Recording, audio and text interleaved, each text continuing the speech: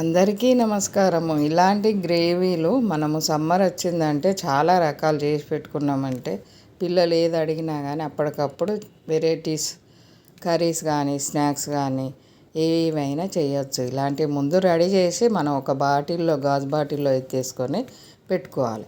టమాటా, ఉల్లిపాయ, కొంచెం ఒక స్పూన్ నూనె పోసి కొంచెం మగ్గనిచ్చేయాలి.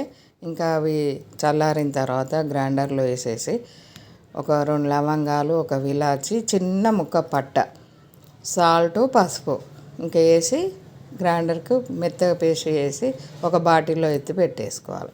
గ్రీన్ గ్రేవీ కావాలంటే ఇలా పుదీనా, కొత్తిమీర, ఇంకా కొన్నిటికైతే మెంతికూర కూడా అవసరం ఉంటుంది. కొన్ని గ్రేవీలల్లో మనము కొన్ని కలిపి చేసి పెట్టుకోవడం వల్ల ఎలాంటి కర్రీ వండుతానము అని చూసి ఆ గ్రేవీ వాడుకోవచ్చు.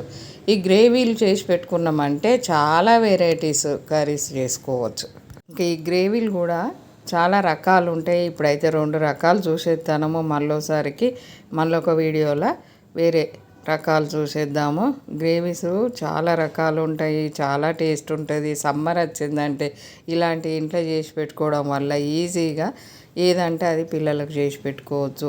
ఇలా కొత్తిమీర అయితే శుభ్రంగా కడుక్కొని ఒక గుప్పెడంతా గ్రైండర్లో పెట్టేసేయాలి. పెట్టిన తర్వాత కొంచెం గుప్పెడు పుదీనా వేసుకోవాలి. పుదీనా కొత్తిమీర కంటే కొంచెం తక్కువ ఉండాలి. పుదీనా ఎక్కువ వేసినామంటే చేదు వచ్చేస్తుంది. ఇలా పచ్చిమిర్చి స్పైసీ కావాలనుకున్న వాళ్ళు ఒక 4-5 వేసుకోవచ్చు.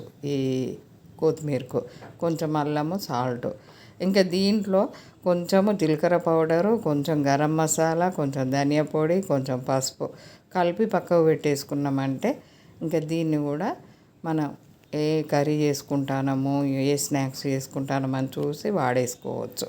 గ్రీన్ చట్నీతోటి కూడా చాలా రకాలు ఉంటాయి చట్నీ చేయడం కూడా. పోతే ఇలాంటి గ్రేవీలు గ్రీనీ కానీ మనకు టమాటా గ్రేవీ కానీ చాలా వెరైటీస్ చేసి పెట్టుకున్నామంటే బాటిల్లో పెట్టేసి ఫ్రిడ్జ్లో పెట్టుకున్నామంటే మనం వెరైటీ కర్రీస్ చేసుకోవడం చాలా ఈజీగా ఉంటుంది. మనం అప్పటికప్పుడే గ్రేవీ రెడీ చేసి కర్రీస్ చేయాలన్నా స్నాక్స్ చేయాలన్నా టైం బాగా పడుతుంది. నిమ్మరసం కూడా పిండి ఎత్తి పెట్టుకోవచ్చు. లేకుంటే అది వంటను బట్టి కూడా ఉంటుంది. మనం కొన్ని వంటలకు లాస్ట్కు నిమ్మరసం వేసుకుంటేనే బాగుంటుంది. ముందు వేసుకుంటే కొంచెం చేదు వస్తుంది. లైక్ చేయండి, షేర్ చేయండి, సబ్స్క్రైబ్